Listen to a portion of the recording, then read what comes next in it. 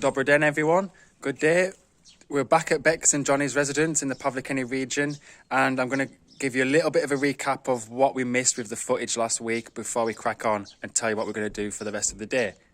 So the first thing on the list is tackling the jungle. So we brought the strimmer and a fresh coil of wire, and you can see it's starting to get a bit out of control. So whilst that's this morning's agenda to just try and tame the beast, we'll show you what we've been doing. So we mentioned last week that we got the cold water supply in, connected to the existing main supply, which was the metal 20mm pipe there, sanded the edge and etc., and got the fitting to bring the alkathene pipe here. Now this stem is going to go towards the water supply for the trough and the outdoor sink, which I'll show you outside, a little bit better explanation in a second. So all the joints have been prepared, etc. We've got a cold supply ready for the sink that comes up here, and then that's going to feed the future toilet and water heater that will be on the other side of that wall. So we're going to finish this cold stretch and then make a new stretch for hot water supply, which also needs to go underneath this wall to come into the shower. And you can see where we've got a cold stem there already existing. The future vision would be where the pipes will be concealed and flush behind the wall. So we chiseled off a bit of render last week, and you can see the final thing is going to be nice and flush behind the surface. So the only things you'll see is the manifold. So we haven't got the trap just yet, but we're going to have one with a vertical trap instead of a swivel, which means we'll be able to get the swivel with the elbow underneath, refix this, measure it to size properly once we've got the trap, and get the angle in there. So I'll just show you the last bit, a bit of explanation before going inside, showing you what Nish did last week. So you can see we're connected to the existing soakaway pipe, and we mentioned it got cracked with the digger, but it was actually a blessing that we found it here, because we were able to fit a 45 on and go into there. So the final vision would be another 45 to have it come in almost perpendicular to the edge of the cesspit through the blockwork, and then same for the soil pipe. And we're thinking the two pipes will kind of be paired next to each other going into the similar area. So the secondary main water supply is just around here underneath this orange soil pipe. And this is a 25mm one. And you can see we already cut through it last week. So now the garden tap is isolated and doesn't have any supply. So we're going to have to clean this existing one and make it connect like that inside with the alkathene to the plastic water pipe. So you can see this is the extra spare length that will eventually join onto that bit there. And then it'll all be connected. So now you've got a bit of a recap. We'll go inside and show you what Nish has been doing. And then we'll crack on with the streaming and connecting it all up.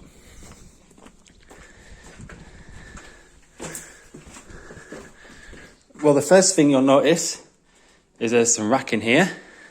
So tell us what you did last week, Nish. I've been emptying out this storeroom. It had a load of shelving racks. Think you're going to put a picture up? Yeah, I'll just overlay the before and after current position of it now. And there's lots of belongings, jars, random bits and pieces in here. So I took it all out and then dismantled the shelving rack. Yeah. Showing what some of the planks were like when we took off the sheets.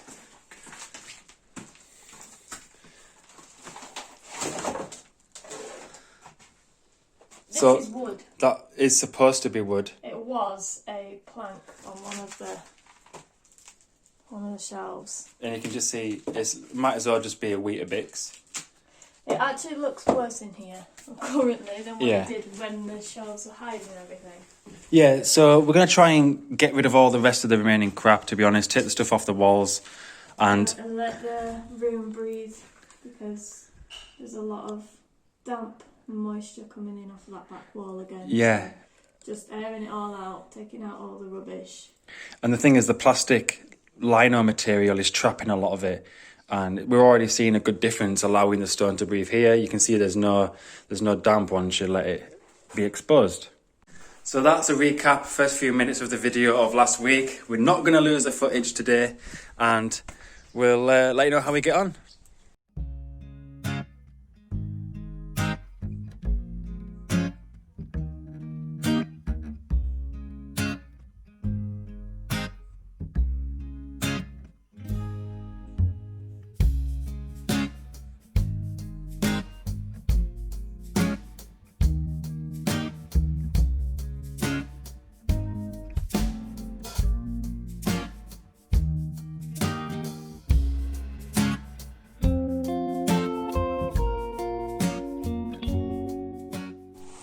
Okay, so now that I've pretty much cleared out all the rooms inside the house, I'm turning my attention to building back up. So I'm looking at, like, I wanna start putting up these stone walls in the near future, and starting to look at patching up any bits of plaster that have fallen off throughout the entire house. So today I'm going to start in here, which is the hallway.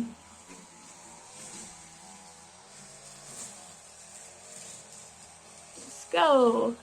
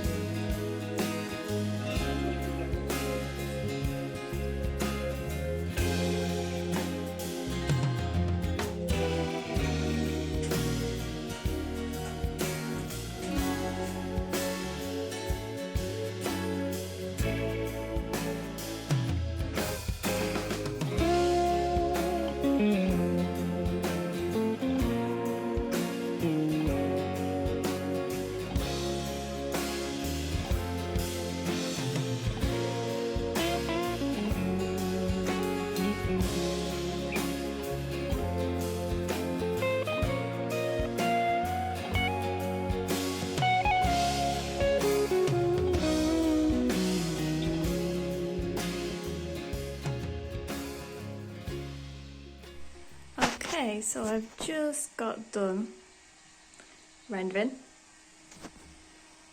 This was all exposed where to break down here. And there's a little bit more touching up to do. But we have no water, so that's as much as I can do today. And I just need to wet sand these smooth to get it looking more like that. And then I'll be in onto the next rooms. And this room doesn't look quite so bad at first sight, but when you start to look closely, there's a lot of cracks that will need carving out. So slowly go around the whole house and patch up as I go.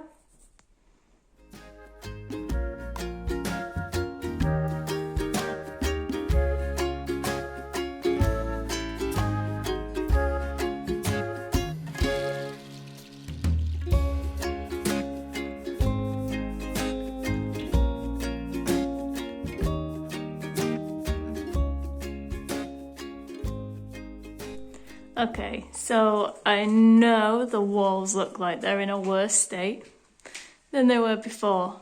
It kind of looks like a House of Horrors.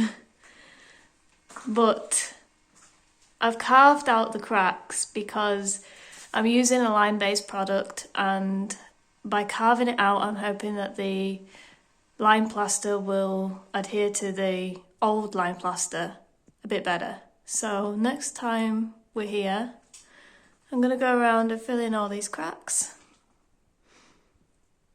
And I just have to kind of trust the process that it'll look better at the end of it. Okay, so super productive day all round. I'm going to flip around and give you a bit of a showcase of progress. So straight away, you can see that the jungle is under control, and we're just packing up because the rain's coming. It's approximately 6 o'clock in the afternoon. You can see what a difference it makes just streaming around. So I'm walking around this way, and I'll end the tour into what Anisha's done. So you can see that we've changed the angles on the soil pipes and the drains because we don't want it to just dribble down the blockwork. We want it to stick out and almost drop into the centre just to create that bit of extra longevity. So all these are connected, just a little bit of PVC cement before backfilling to double check the sealness. We managed to finish the cold main supply. So you can see we went from the metal to the alkathene there, and now this comes underneath my legs and feeds the outdoor tap trough kitchen area over there. So I'll come back round.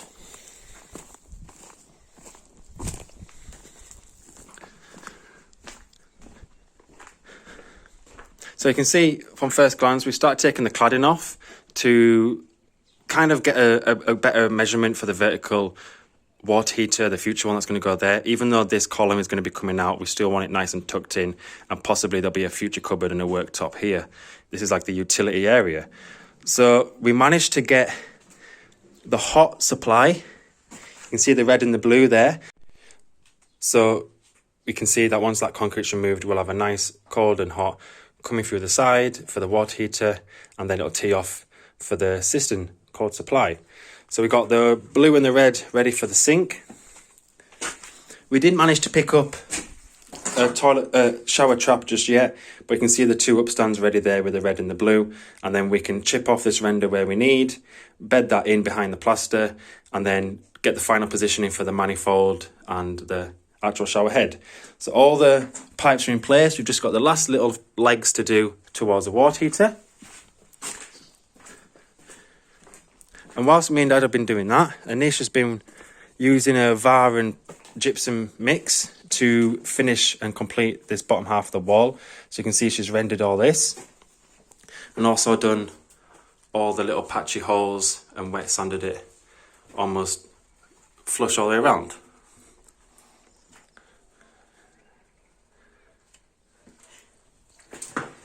Okay. I've set myself up for next week's job.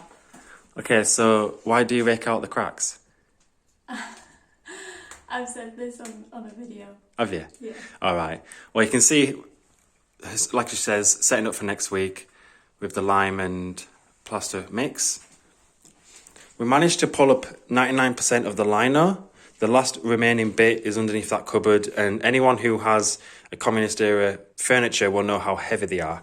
So we haven't been able to drag that out just yet, but you can see how the damp issue has come straight through the bricks and been trapped underneath the plastic base liner.